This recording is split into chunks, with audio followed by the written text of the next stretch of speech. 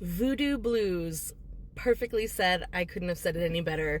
Yeah, it's important to look at this element and how it expresses itself in nature. That is one of the best ways that we can honor this element is by utilizing its nature, okay?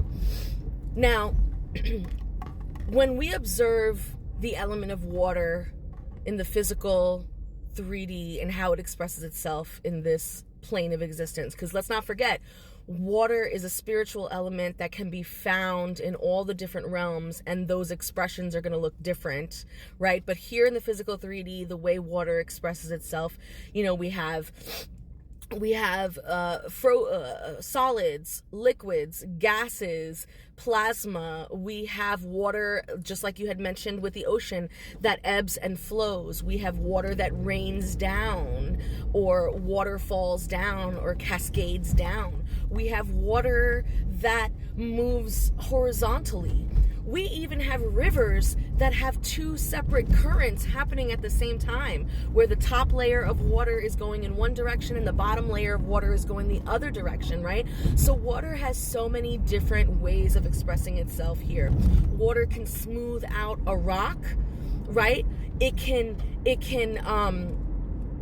create caverns and holes and pathways through stone, right? Water can wash away things. Water can mix with other elements to create different mixtures like mud, clay, etc., right? So when we look at water as this spiritual element, yes, it has so many varieties of ways that it expresses itself here in the earth. And so when we are doing our magic, it is important to acknowledge how we are utilizing the expression of water. So in the last video, I was cracking jokes, you know what I mean? Like, don't ever take me seriously. But yeah, so in the last video, I was talking about, like when we're using a sink with running water, the logic behind that, the reason why we created a sink is to wash dirty dishes, to clean dirty vegetables, right? To bathe our little animals and pets and stuff like that, right? Like, our logic for creating a sink and our logic for channeling this water is to wash away things, right? So it makes no sense to then utilize blessing types of magic, or types of magic that are meant to attract, when we're utilizing water that is meant to wash away. That is what I meant. I meant being very logical and smart with the expressions of water that we are using. And that goes with any element, and that goes with any tool. When we use that in magic, in conjure, in whatever, like, it is important to not go against the grain when it comes to the nature of things, right? Like, we are not going to use, an apple for the same purposes that we would use an orange. These are two different fruits, and although they are part of the fruit family, they're expressed differently and they have different properties, right? So that's what I meant about the element of water. I think in one of my other comments, I don't remember who said it, but I think they were talking about, like, blessing soaps, like the bar of soaps that are for, like, blessing and money and attraction and stuff, and how, like, we take showers with the soap, and, would that be considered washing away the money?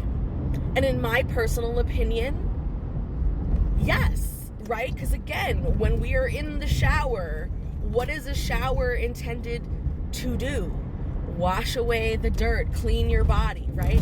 Now, many of us in the diaspora, when our elder tells us to make a spiritual bath, they don't always literally mean a bath, right? Not many of us have a bathtub, right? They don't always mean a bath.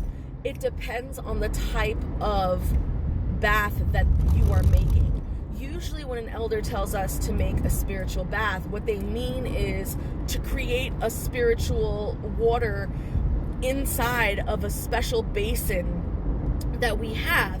And this special basin has its own spiritual properties and is considered, once the bath is all done in this basin, that is considered the spiritual bath, not what it is that you're doing. So depending on what you make within this basin, so if it is a basin for cleansing, then it would make sense to then take this spiritual bath and take a shower with it.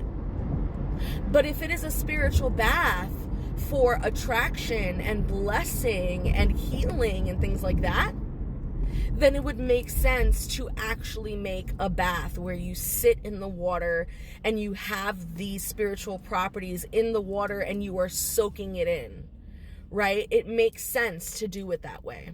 But again, I'm not telling nobody how to do their business, right? Like 90% of the people here on TikTok think that intention is really the only ingredient that you need and that your body is the altar and therefore anything goes. And although that is to an extent true, it is also not true, because the people who claim these things are nowhere near their spiritual development.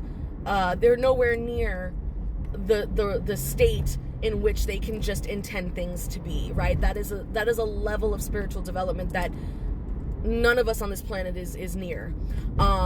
So we have to abide by the rules of nature in the meantime, until we get that development to where it needs to get. Anyway, I hope you found this information helpful. Wonderful, wonderful comment. And I also want to give a shout out to all the other comments that were in here as well. Great questions, great ideas, great comments. And you know, drop some more. I would love to talk about this. I can talk about this all day. It is so much fun to me.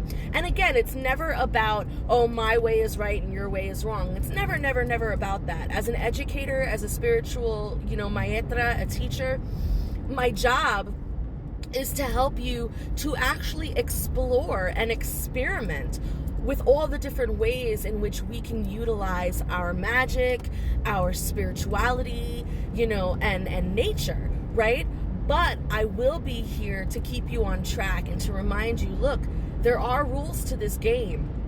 There are rules to this. And yes, rules are meant to be broken, but you can only break them once you have perfected them. Okay? All right, so my name is Leilani. This is The Magical Solution, and this is how we grow. Thank you, guys.